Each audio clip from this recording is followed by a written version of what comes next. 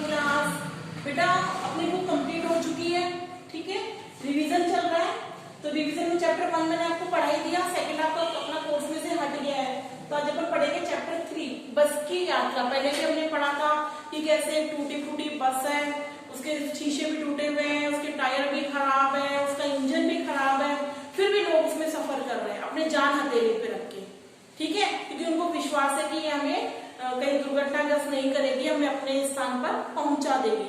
तो एक व्यंग किया गया है कि लोग इन चीजों का ध्यान रखते हैं, खाली पैसा कमाना, पैसा कमा कमा के अपनी जेब में भरते रहते हैं और जो ये चीजें होती हैं, बस हो गई, इनका ध्यान नहीं रखते, इनकी रिपेयर नहीं कराते, इनको ठीक नहीं कराते और लोगों की जान को खतरा हमेशा बना रहता है, ठीक है। देखिए हम 5 मित्रों ने तय किया कि शाम 4 बजे की बस से चले। पन्ना से इसी कंपनी की बस सतना के लिए 1 घंटे बाद मिलती है। कहां से? पन्ना से सतना की ओर, जो जबलपुर की ट्रेन मिला देती है।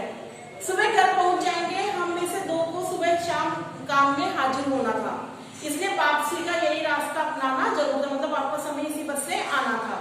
लोगों ने सलाह दी, समझदार आदमी शाम वाली बस में सफर नहीं करते। लोगों ने ऐसी सलाह क्यों दी? क्योंकि जो बस की हालत थी वो बहुत ज्यादा खराब थी, वो कभी भी दुर्घटनाग्रस्त हो सकती है। क्या रास्ते में डाकू मिलते हैं? नहीं, बस डाकू है।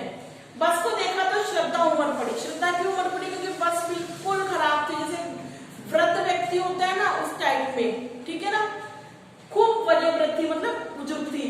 सर्दियों के अनुभव के निशान लिए हुए थे लोग, इसलिए इसमें सफर नहीं करना चाहते कि वृद्ध अवस्था में इसे कष्ट होगा। यह बस पूजा के योग्य थी, उस पर सवार कैसे हुआ जाए? कोई बुजुर्ग हो जाता है तो उसमें तो ना कम सवार होंगे, तो लोग कह रहे हैं तो कहाँ की थी? पूजा के योग्य। बस कंपनी के हिस्सेदार भी इसी बस में जा रहे थे, मतलब उस कंपनी का जो बस वाला था वो भी उसी में बैठा था, क्योंकि उसने अपनी जान हथेली पे रख रखा था। हमने उसे पूछा ये बस चलती है? ऐसा क्यों पूछा? क्योंकि जो बस की हालत थी वो बहुत ज्यादा खराब थी, इसलिए उन्होंने पूछा क्या ये बस चलती है? चलती क्यों नहीं है जी? अभी चलेगी। हमने कहा वही तो हम देखना चाहते हैं, अपने आप चलती है? हाँ जी चलेगी। गजब हो गया, ऐसी बस अपने आप चलती है। तो लेखक ने ऐसा क्यों बोला? बस की हालत को देखकर। हम आगा पीछा करने लगे, मतलब इधर उधर देखने लगे। डॉक्टर मित्र ने कहा डरो मत, चलो, बस अनुभवी है, नई नवेली बसों से ज्यादा विश्वसनीय है, हमें बेटों की तरह प्यार से गोद में लेकर चलेगी। हम बैठ गए।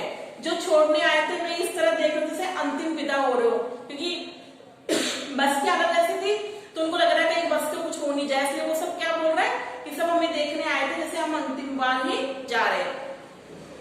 उनकी आंखें कह रही थी आना जाना तो लगा रहता है, जो आएगा सो जाएगा, राजा हो या रंक, आदमी को पूछ करने के लिए एक निमित्त चाहिए, मतलब आदमी को ऊपर जाने के लिए कुछ ना कुछ तो कारण चाहिए। इंजन सचमुच स्टार्ट हो गया, ऐसा जैसे सारी बस इंजन है। जैसे इंजन स्टार्ट किया तो सारी बस तेज तेज हिलने लगी और आवाज आने लगी, तो लगा पूरी बस ही इंजन है।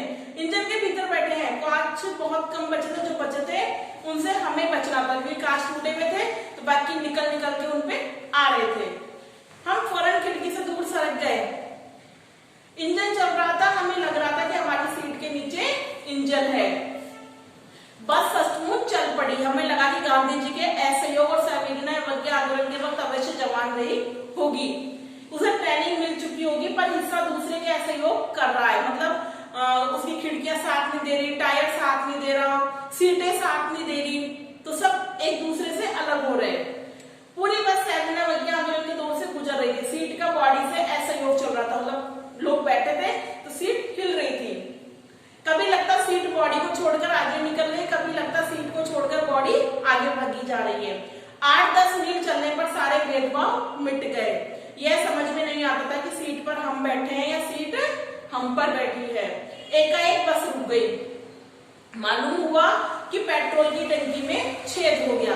ड्राइवर ने बाल्टी में पेट्रोल निकालकर उसे बगल में रखा और नली डालकर इंजन में भेजने लगा। देखो पेट्रोल की टंकी में छेद हुआ तो क्या हुआ, सारा पेट्रोल बाल्टी में डाला और वो नली इंजन में लगा दी डायरेक्ट, जैसे किसी छोटे बच्चे को दूध पिलाते हैं ना वैसे। थोड़ी देर बाद बस कंपनी के हिस्सेदार इंजन को निकालकर गोद में रख लेंगे, उस नली से पेट्रोल पिलाएंगे जैसे माँ बच्चे को दूध की शीशी पिलाती है। बस की रफ्तार अब 15-20 मील हो गई। मुझे उसके किसी हिस्से पर भरोसा नहीं था, ब्रेक फेल हो सकता था, स्टेयरिंग टूट सकता था, प्रकृति के दृश्य बहुत लुभावने थे, दोनों तरफ हरे बड़े पेड़ थे जिन पर पक्षी बैठे थे। मैं हर पेड़ को अपना दुश्मन समझ रहा था। क्यों समझ रहा था? क्योंकि लेखक को लगा कि कहीं बस किसी पेड़ से टकरा न जाए, हम मर न जाए। दूसरे दुश्मन समझ रहा था, जो भी पेड़ आता डर लगता है इससे बस टकराएगी, वह निकल जाए और दूसरे पेड़ का इंतजार करता। झील दिखती तो सोचता इसमें बस गोता लगा जाए। एकाएक फिर बस रुक गई। ड्राइवर ने तरह तरह की तरकीब की, वह चली नहीं। सविनय अवज्ञा आंदोलन शुरू हो गया। कंपनी के हिस्सेदार कह रहे थे बस तो फर्स्ट क्लास है। यह तो इत्तेफाक की बात है कि रुक गई। क्षीण चांदनी यानी बहुत कम चांदनी में वृक्षों की छाया में नीचे वह बस बड़ी दयनीय लग रही थी, जिस पर दया आती है। लगता जैसे कोई वृद्धा थक कर बैठ गई हो। हमें ग्लानि हो रही थी कि बेचारी पर लगकर हम चले आ रहे हैं।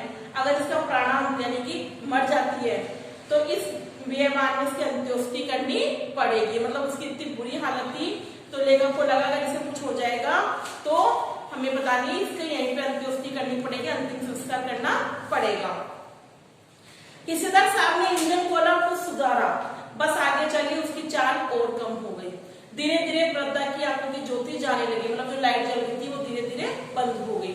चांदनी में रास्ता टटोलकर वह रेंग रही थी। आगे या पीछे कोई गाड़ी दिखाई, कोई गाड़ी आती दिखती तो वह एकदम से किनारे खड़ी होती। कोई गाड़ी दिखती तो साइड में जाती, बेटे टक्कर ना लग जाए, और कहती निकल जाओ बेटी, अपनी तो वह उम्र ही नहीं रही।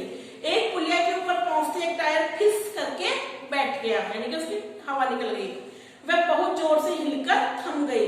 अगर स्पीड में होती तो उछलकर नाले में गिर जाती। मैंने उस कंपनी के हिस्सेदार की तरफ बड़ी श्रद्धा से देखा। क्यों देखा? क्योंकि चलो जो बैठे हैं उनको तो उस गाड़ी के बारे में नहीं पता, लेकिन जो हिस्सेदार है उसको तो उस गाड़ी के बारे में पता है।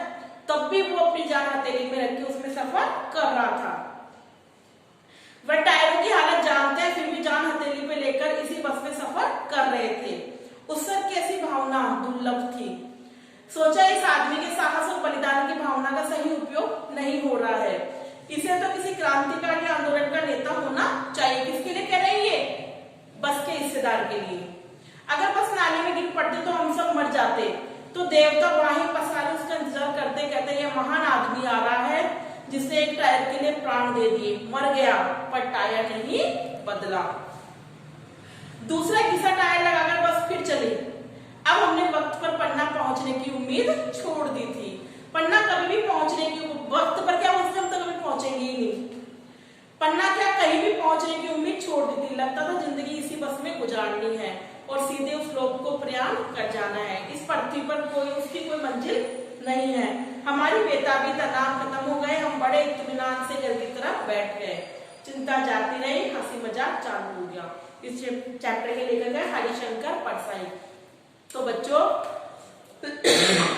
हरिशंकर परसाई जी ने बस की यात्रा पाठ के माध्यम से व्यंग किया है उन ठेकेदारों पर जो केवल अपनी जेबें भरते हैं, उन्हें लोगों की जान से कोई मतलब नहीं होता। करना क्या है आपको इस चैप्टर को रीड करना है अच्छे से, ठीक है ना। चैप्टर इसको अच्छे से रीड करना और इसके शब्दार्थ करना है। Thank you.